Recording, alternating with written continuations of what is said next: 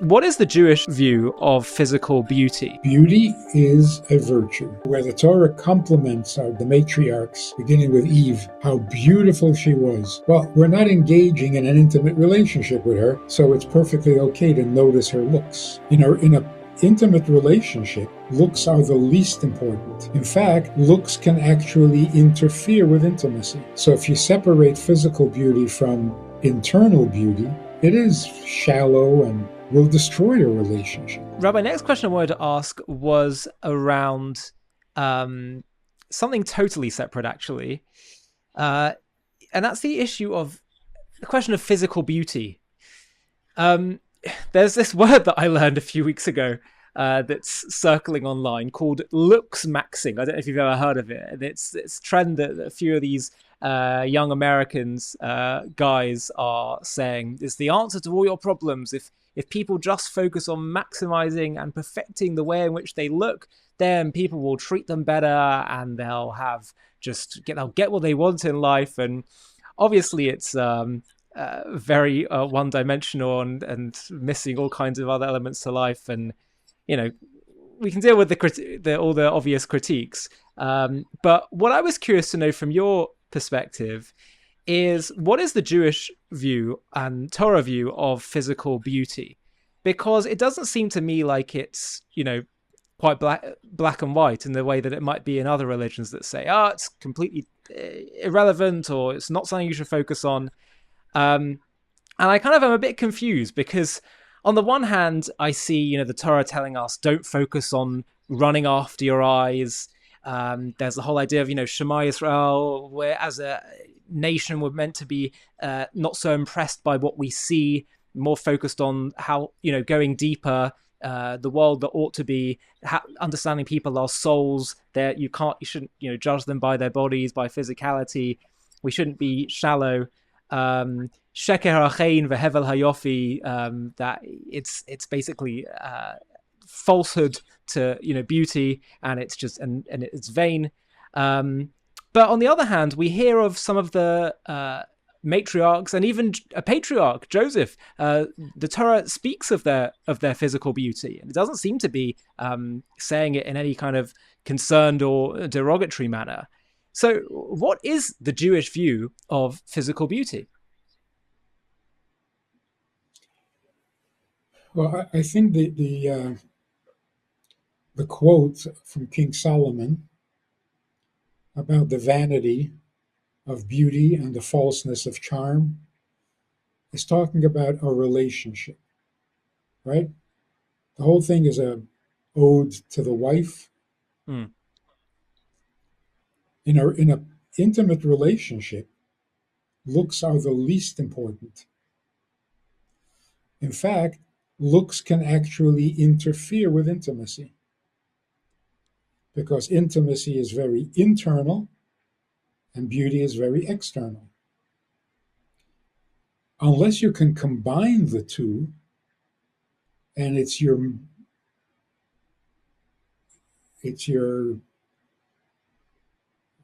moral beauty that is evident in your appearance, which is the best of both worlds. If you can combine the two, great. So where the Torah compliments the matriarchs, beginning with Chava, beginning with Eve, how beautiful she was. Well, we're not engaging in an intimate relationship with her, so it's perfectly okay to notice her looks. But to base a relationship on looks is vanity. It's going to fall apart.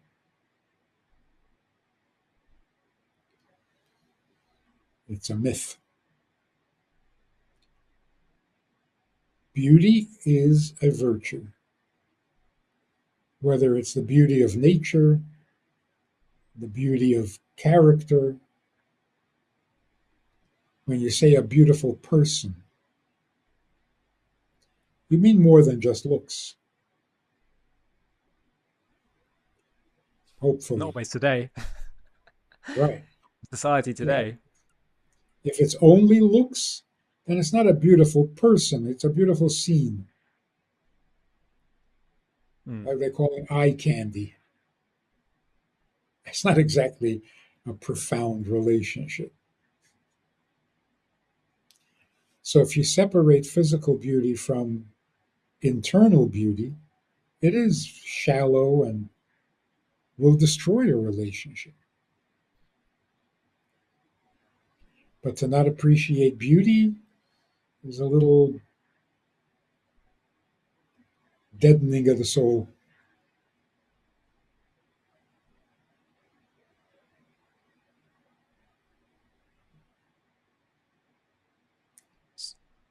My sister was a teenage girl, and she became a Chabad chassid because the Rebbe was so good looking.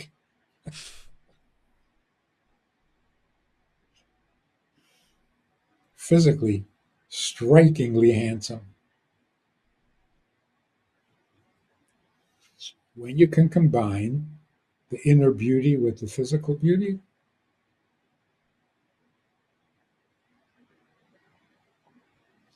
see the follow-up verse, uh, charm is false and beauty is vain. What's the next verse? But a woman that fears God. A God-fearing woman is to be admired. Mm. Meaning, if you add the God-fearing to the beauty, then the beauty can be admired. So physical beauty is a virtue if it's a means to an end. If it's both inside and out. If it's both inside and out. So is it virtuous to be concerned with how we look and to try to look as the best we can? Yeah. But if it becomes obsessive, then you're a shell. You're a hollow shell. In fact, there are women who are very uncomfortable with the fact that they're beautiful because no one cares to know any more about it. They just want the beauty. Rabbi Akiva was a very good-looking man. When they were torturing the sages, killing them, the princess said, "Don't kill him, he's beautiful." Her father said, "No, we're going to kill him." She said, "Okay, can you at least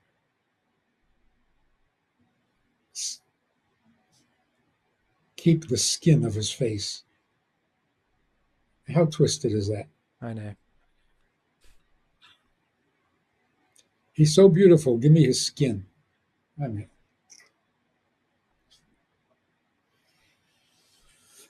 so if you're obsessing on beauty without looking at the person, you're very, very shallow, and some very beautiful women can't stand the fact that that's all anybody ever notices. But I'm saying from a Torah ideal standpoint, I am going to take care of my looks so that what? So that there's more beauty in the world rather than ugliness. Mm. Beauty is a good thing. It's one of the better parts of creation. And the Torah cares to tell us about the beauty of some of our matriarchs and patriarchs because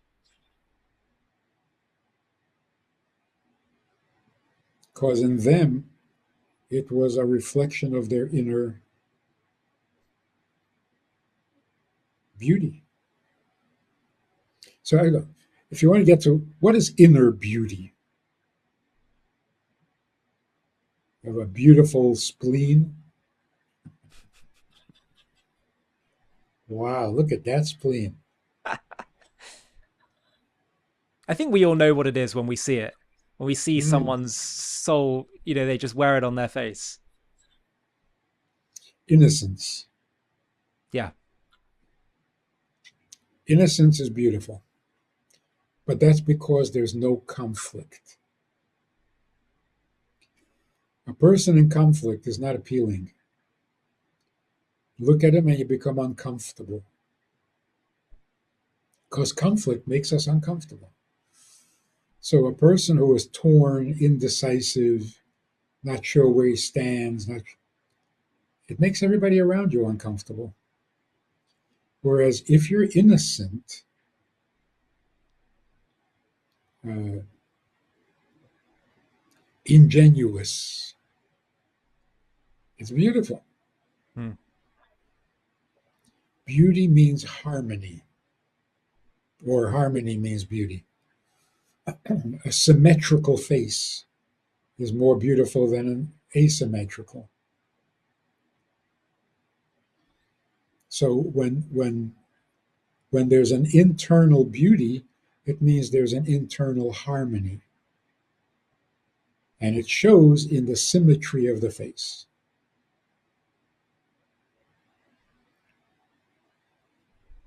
Babies are internally in harmony. They have no conflicts. And so they're beautiful to look at as well.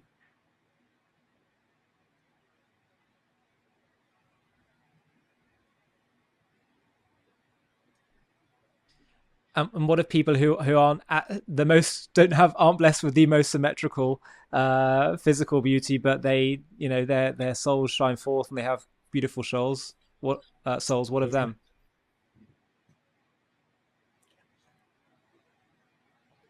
One of the sages, one of the great, great sages, was not pretty to look at.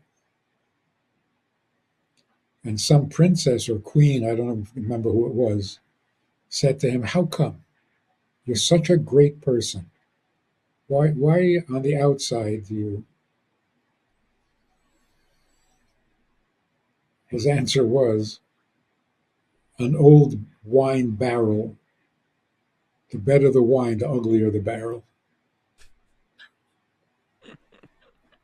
In other words, sometimes beauty is disguised for some reason. Hmm. Almost like the rose smells so good because the thorns bring out the best.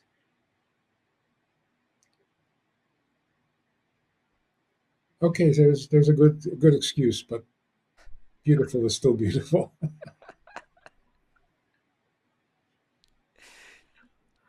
Do you have a sense of why Joseph, it says he was, particularly had a concern with doing his hair and making sure that he looked nice? Was that it almost seems like it was part of his whole um, approach, like life approach?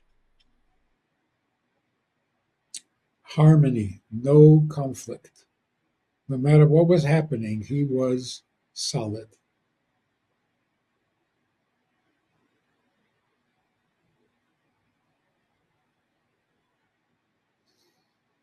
Mystically, Kabbalistically, um, Potiphar's wife, who desperately tried to seduce Joseph, was reincarnated in Delilah, Hmm. who desperately wanted to know what is Samson's secret. So she seduced him.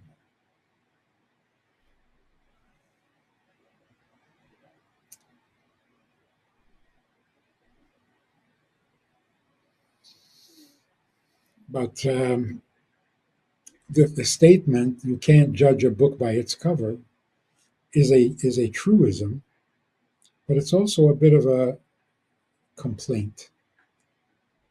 Why can't you judge a book by its cover? You should be able to. In other words, the physical appearance and the inner beauty should be in harmony. Unfortunately, it's true that it's not always.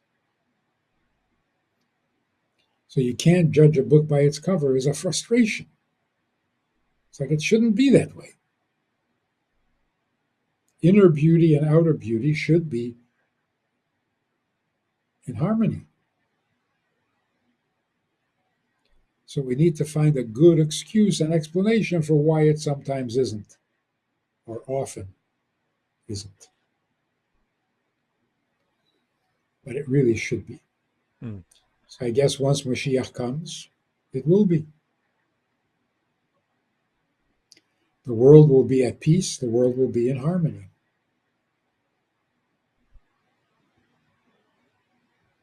So nobody's nose is going to be too big for their face.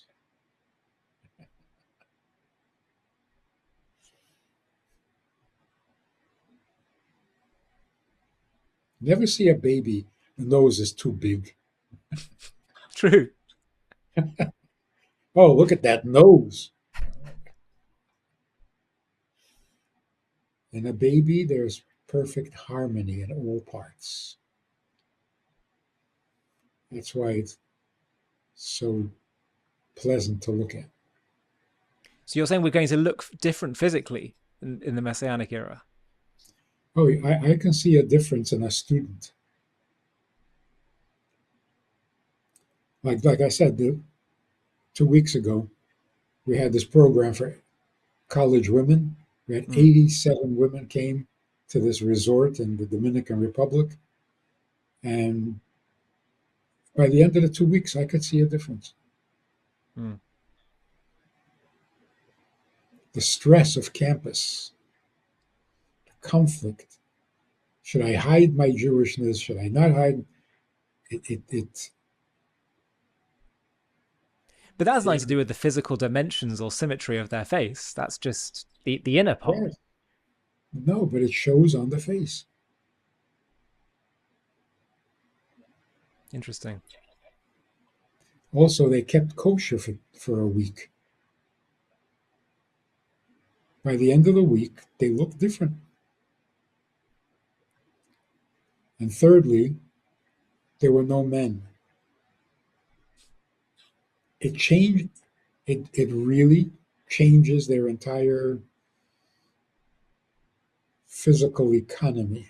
Their faces are more relaxed. Their tone of voice is more reasonable. You see, when men are around, women laugh hysterically. It doesn't sound right. It sounds desperate. After a week without men, their laughter became really pleasant.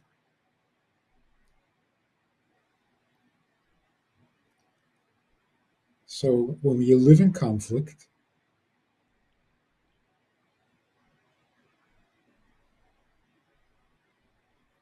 it's ironic that some people live in so much conflict you can't imagine how they survive, and yet they're gorgeous. So it works both ways. You can be internally gorgeous and it doesn't show on the outside, and you can be physically gorgeous even though internally you're such a mess. But that's the disruption, the fracture. It shouldn't be that way. The body should reflect the soul, and the soul should reflect its purpose. It's amazing today how so much of the the issues that we face actually circle back to these issues around objectivity and the sexual drive, and so much corruption and issues stem from this, and it's just crazy how that shouldn't be crazy really if one believes that Torah is divinely written, but just amazing how it's all there encoded at the start of creation. The fact that it tells us as quite a big focal part that Adam and Eve were naked. And as soon as they eat from the tree afterwards, suddenly they become aware of their bodies. The issue of objectification. Beforehand, it was innocent. They knew they were a soul ultimately with a body. So there's all that harmony. And then suddenly they cover up. Like it's just remarkable how it's like so central and there all from the start. One of the things it says about Eve is that she outshone the sun. She was so beautiful, she darkened the sun. Oh, wow. By comparison.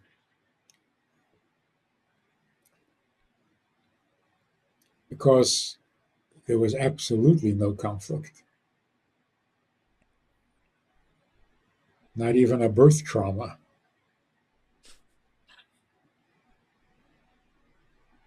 That's how it should be.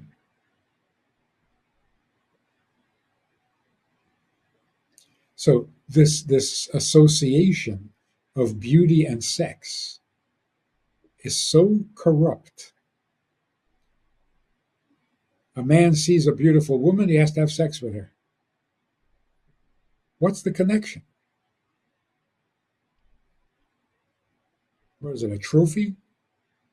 It's so impersonal.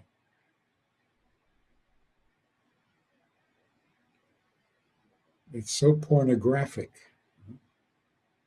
In some ways, it's just a more moderate version of what that princess said about Rabbi Akiva.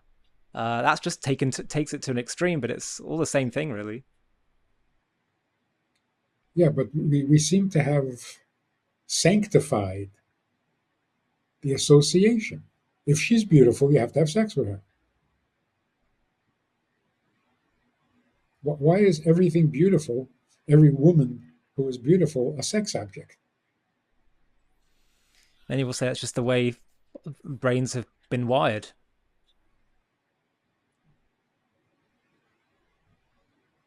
It's corruption.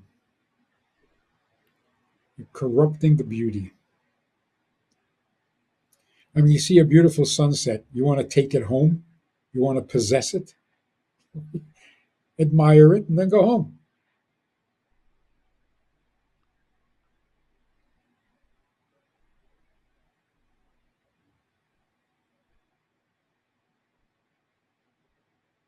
Does anybody steal a beautiful painting just because he wants to look at it? No, he wants to sell it. But I mean, let's just take a step back. I mean, that is how we are wired. It's pretty natural. Are you saying that the corruption is, um, it's a corruption that we need to, we need to step in from these natural urges, or are you saying that this is actually quite unnatural and it's something that's happened maybe through, I don't know, nurture, through societal nurture? Look, there are very beautiful women who are impossible, intolerable. No one wants to be married to them because they're too arrogant or too self-absorbed to even be good at sex. So what is this association? You see a beautiful woman, you're going to have good sex? No.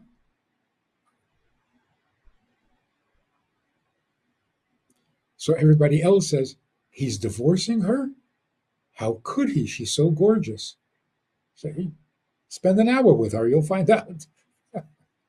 Well, I think it's probably because we have, I don't know how much is we have done this or whether it's just the way humans are wired, that a huge amount of it becomes connected to physical looks and just looking at something as the form of sexual stimulation. Well,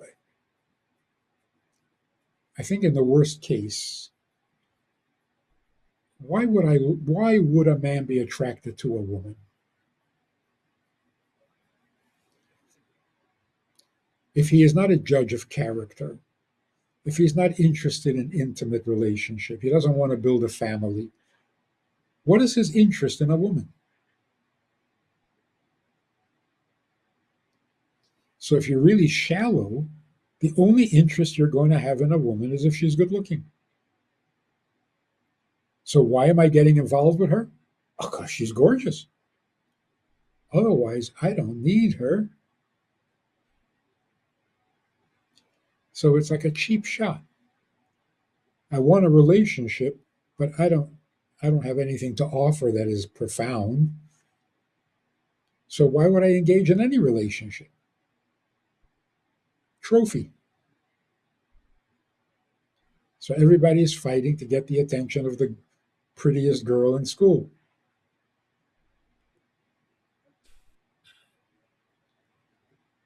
And maybe that's a good thing because not everybody is profound.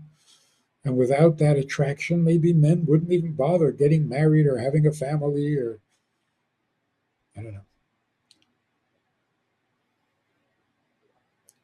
But it's definitely just a quick fix for people who have really nothing deeper.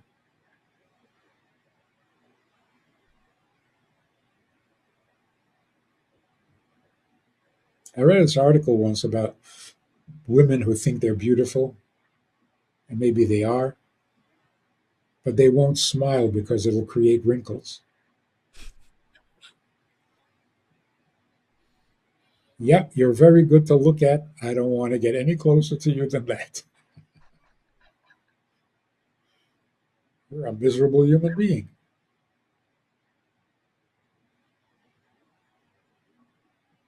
Yeah, I think we've made it all very one-dimensional, and it's just doesn't even it's not even how it doesn't reflect how sexual attraction works, and how it doesn't lead to genuine fulfillment, and sadly, as with many of the topics that we discuss, it's just about confusion that people have today that could probably quite easily be corrected and improve a lot of people's lives and a lot of social norms for the better.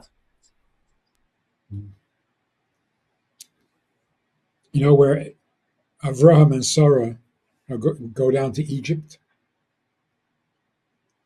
Yeah. and Avraham says, I realize how beautiful you are. You better say you're my sister or they're going to kill me. Because in Egypt, they didn't believe in adultery. So if they saw a beautiful wife, they killed the husband first, then they took the That's a woman. murder's fine. That's moral. It's a high moral standard. Don't mess with a married woman. Unmarry her, and then. Right. So the question is, what actually Pharaoh later asked him, why did you say she's my sister? Or why did she say she was your sister? And Avram says, because there is no fear of God in this place. What does that have to do with her being beautiful? And how is it that it sounds like he had never noticed that she was beautiful? So the commentaries talk about it a lot. The simple answer is, I now realize that beauty can be a liability. I never thought of it that way. But here in Egypt, beauty and sensuality are inseparable. So until now, of course, he knew she was beautiful. But since when is that a problem? Because in a place of holiness, beauty is beauty, intimacy is intimacy. Two completely separate issues. Whereas in Egypt at that time, if you're beautiful, you're going to be raped. Why? Is it just a social thing there, or is it also just, well, this is a natural reality of human temptation once you enter the lowest world? Evidenced by the fact that as soon as they eat from it, they're aware that they're naked. They have to cover up because now, their physical beauty can become a potential risk or liability. It's not the physical beauty. It's the physical sensuality.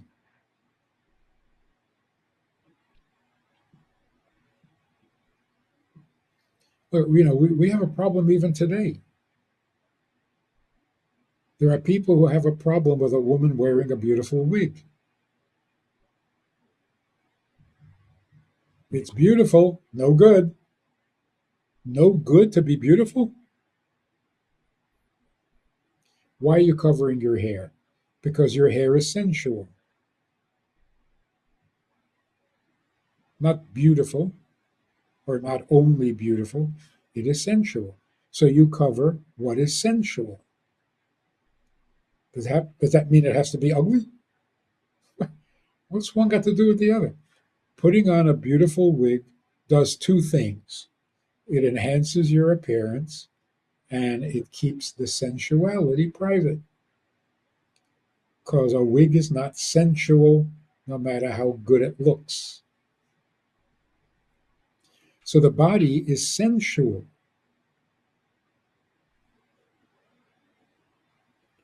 The artists, the classical artists who painted nudes, made statues, the beauty of the body. They killed intimacy. They actually became extinct. The body is something much more than beautiful. And sometimes it's not even beautiful. And it's still a sensual body.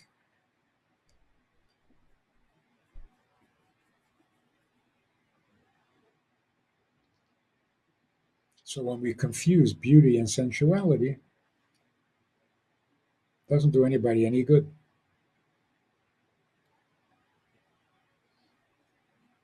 And it's amazing that the ancient sages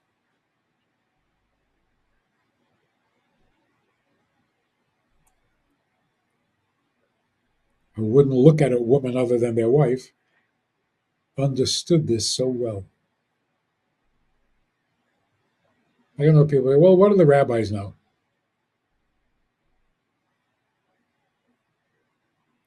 The rabbis know what's real. Good enough for me.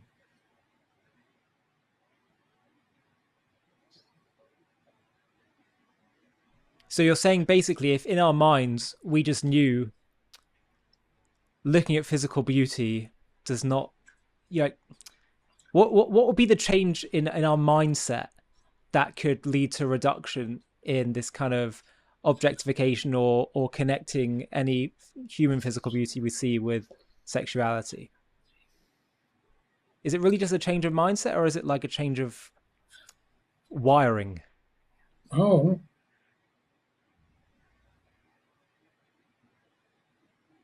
it would probably change your inner mechanics. But what would happen is, if you see a beautiful woman, you're in awe and you respect her more, not less. So a beautiful woman is not an object that you want to acquire.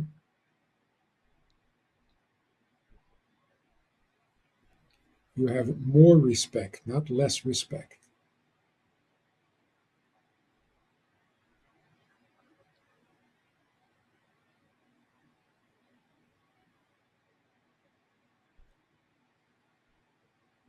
Fascinating. We respect people who are gifted in so many different areas.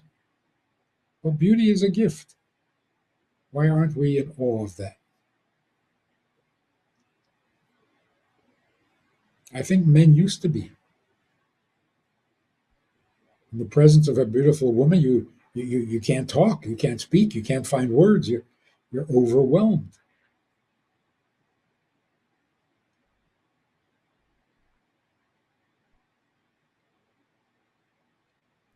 Not, I want you.